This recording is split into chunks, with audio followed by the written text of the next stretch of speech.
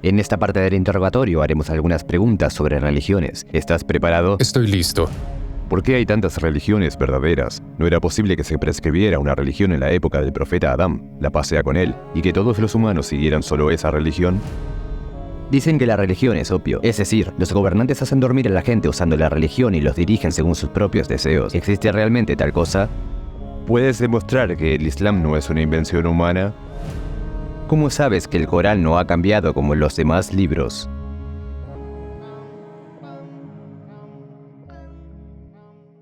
¿Qué necesidad hay de religiones y profetas? Una religión y un profeta son necesarios para comprender el sentido de la vida. Podemos entenderlo así, por ejemplo. Supongamos que hacemos un dibujo en el que utilizamos todos los colores del mundo. Ahora, si expusiéramos ese cuadro en el que utilizamos tantos colores en un área de exposición e invitamos a gente allí, sería muy lógico no iluminar ese lugar, ¿no? ¿Por qué? Porque en una zona oscura donde no hay luz, no se pueden apreciar los colores. El uso del color demuestra que vamos a iluminarlo. Del mismo modo, el universo es como una obra de arte que tiene significados como miles de colores diferentes. Cuando lo miramos el universo, para que la gente lo entienda, para comprender miles de significados es necesaria una luz profética.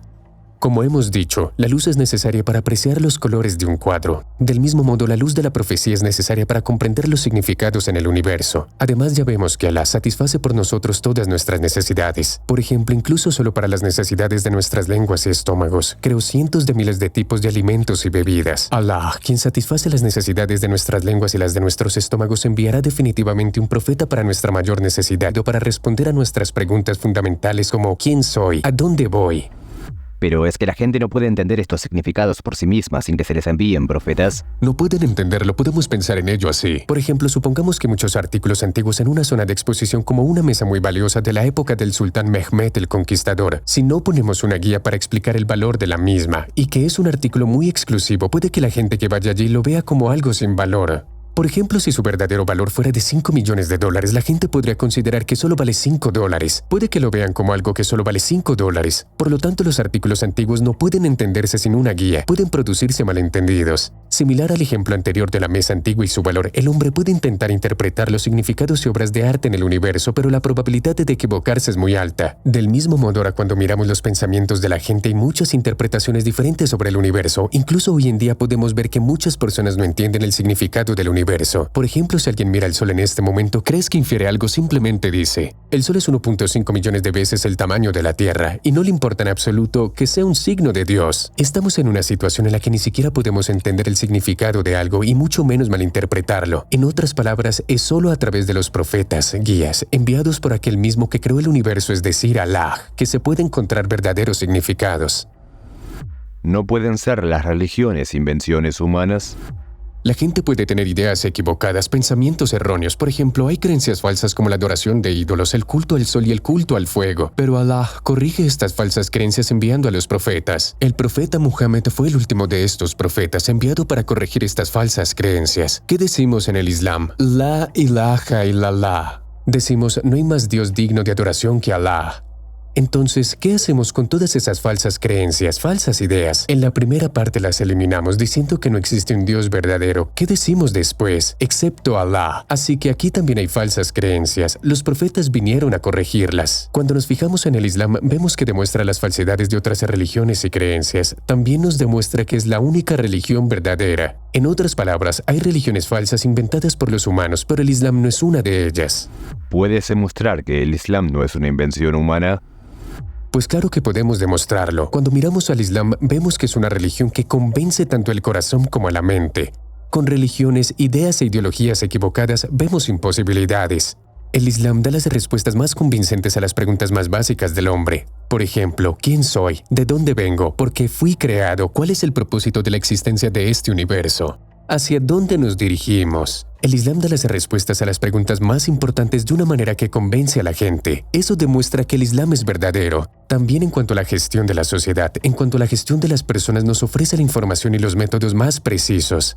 Por ejemplo, nos proporciona el sistema del zakat, prohíbe los intereses y junto con las reglas de la justicia proporciona las mejores herramientas de gestión para gestionar una sociedad y nos lo da universalmente. En otras palabras, no importa en qué época vivas, siempre puedes ver las reglas del Islam como una solución. Por lo tanto, podemos ver en ello que el Islam es verdadero. Además, cuando miramos el Corán podemos ver que es verdadero con docenas de milagros. Por ejemplo, los milagros sobre lo desconocido o el milagro de la elocuencia, o desafiar a la gente a traer uno similar, algo así, pero aunque han pasado 1400 años, nadie ha sido capaz de traer algo parecido, como la existencia de hechos científicos que describen el universo con información muy precisa. De mismo modo, podemos ver que el Corán es verdad con toda la información contenida en ella. ¿Cuál es el milagro de la elocuencia? Cuando decimos elocuencia, podemos entenderlo de la siguiente manera. Podemos entenderlo como la fuerza de su aspecto literario, es decir, el Corán tiene expresiones tales que a veces expresa muchos significados con una sola palabra y a veces con una sola letra. Y este estilo de expresión es de tan alta calidad que el hombre no puede escribir nada parecido. Podemos entenderlo así. ¿Cómo se dirige el Corán a la gente que vivía en la época en que fue revelado? Les desafía diciendo: traed uno similar. Aunque la retórica estaba en un nivel alto en ese momento, la gente no pudo responder al desafío y prefirió luchar físicamente, aceptar la posibilidad tanto de su propia muerte como de la muerte de sus familias. Prefirieron la guerra a traer o producir algo similar al Corán. En otras palabras, significa que la elocuencia del Corán sobrepasa la mente humana. Dicen que la religión es opio, es decir, los gobernantes hacen dormir a la gente usando la religión y los dirigen según sus propios deseos. ¿Existe realmente tal cosa? En primer lugar, tenemos que distinguir el Islam de otras religiones, porque cuando se dice religión es un término general, pero cuando nos fijamos en el Islam, en vez de hacer dormir a la gente, incita constantemente a pensar. Es una religión que advierte a la gente diciendo: investiga y reflexiona constantemente. ¿No cuestionas nunca? ¿Podemos decir, hace dormir a la gente? Por supuesto que no. Por ejemplo, en otras religiones la gente puede llegar a ser muy importante. Como se suele decir, los directivos quieren utilizar a las personas. Pero ¿cómo es en el Islam? El conocimiento es importante en el Islam. El Sagrado Corán y la Sunna, dos fuentes de conocimiento. Entonces, con el Islam estamos hablando de una religión en la que se habla más de libros e información que de personas. Esto significa que un musulmán no actúa bajo la presión de nadie. La información es clara. El Corán es claro.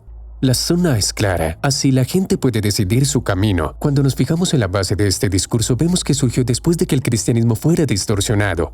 En otras palabras, que el cristianismo no es un discurso que tenga algo que ver con el Islam. En el cristianismo y en otras religiones se pueden dar cargos muy importantes a la gente. Se puede dar autoridad para perdonar a ciertas personas. Sin embargo, ¿es este el caso cuando miramos al Islam? No. ¿Qué decimos? Decimos, solo Allah perdona. Permítame incluso decir esto, ya que el Islam describe el mundo como un campo de cultivo para el más allá. Es una religión que anima a la gente a trabajar en el mundo y hacer algo productivo en este mundo. ¿Cómo? Cuando una persona trabaja y conoce el nombre de Allah de Ar-Razak, el sustentador. Naturalmente, ya que trabajar es también un acto de adoración, motiva a la gente a trabajar en esta vida mundana.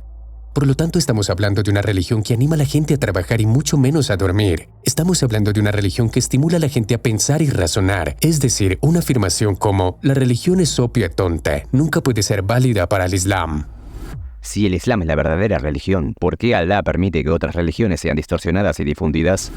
¿No iría en contra del secreto de la prueba si no pasara esto? Piénsalo, solo hay una religión verdadera. Es el Islam, ¿no? Si Allah impidiera la difusión y la existencia de otras religiones con un efecto coercitivo, no podríamos hablar del campo de pruebas o de un testamento. Puede haber ideas equivocadas, pero ¿qué pasa? Allah envía profetas para corregir esas ideas erróneas, esos puntos de vista equivocados. ¿Qué ocurre entonces? En cierto modo, una idea equivocada es corregida por la idea verdadera. Aquí también depende del individuo el hecho de elegir el camino correcto o incorrecto con su libre voluntad.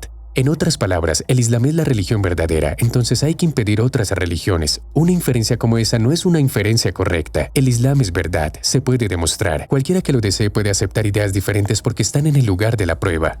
¿Por qué hay tantas religiones verdaderas? En tiempos del profeta Adán, alayhi salam, ¿no era posible que se enviara solamente una religión y que toda la humanidad siguiera esa única religión?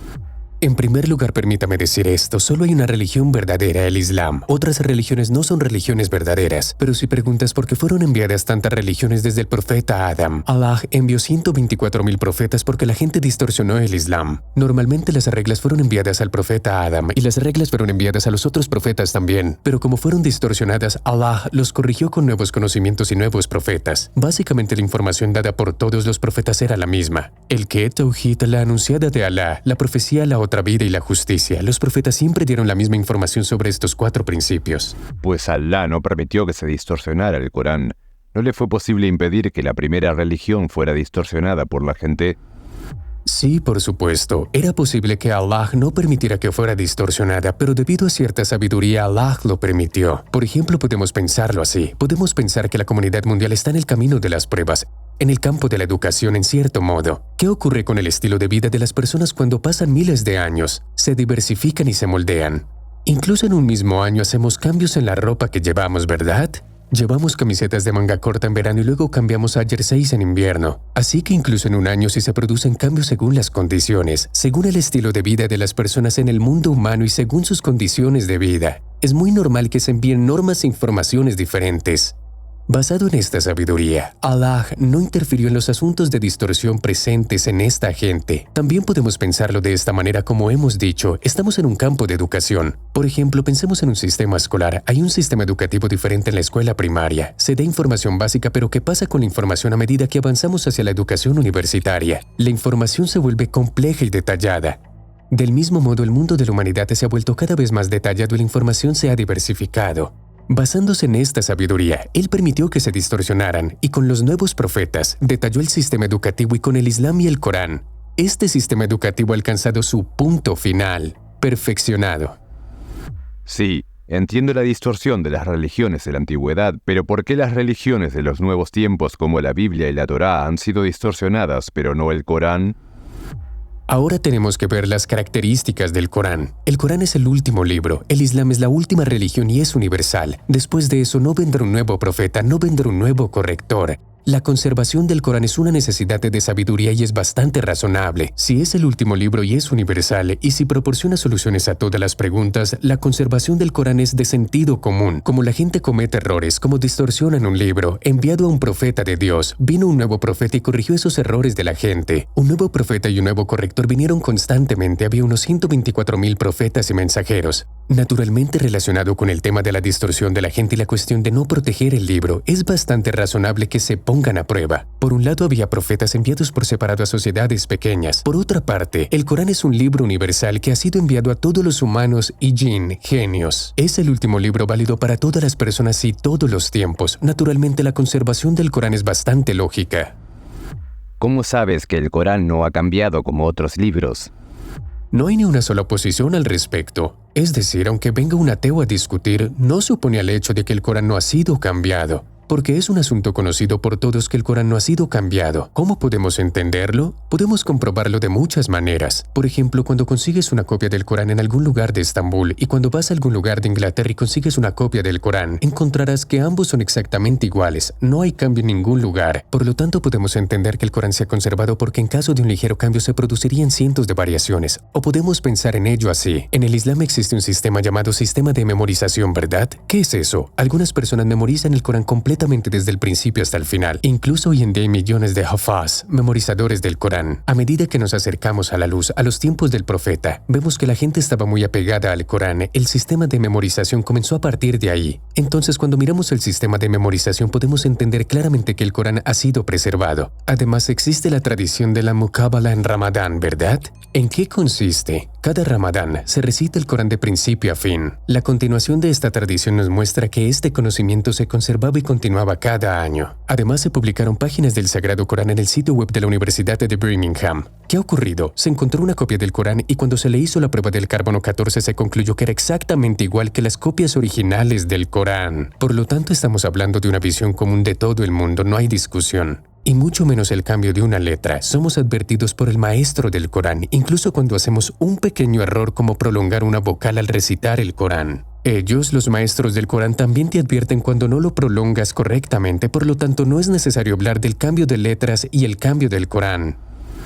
Así que muchos científicos e investigadores famosos no tienen esta información que está contenida en el Corán, y vosotros musulmanes la conocéis. En lugar del número de personas o sus posiciones, tenemos que fijarnos en el conocimiento, necesitamos mirar la prueba. Si hay pruebas en alguna parte, los comentarios de la gente son irrelevantes. Del mismo modo, nos fijamos en el Corán, nos fijamos en el Islam. Ofrece cientos y miles de pruebas irrefutables. En otras palabras, si hay pruebas, aunque todo el mundo lo niegue, no importa. De hecho, Badiüzzaman Said Nursi declaró lo siguiente al respecto.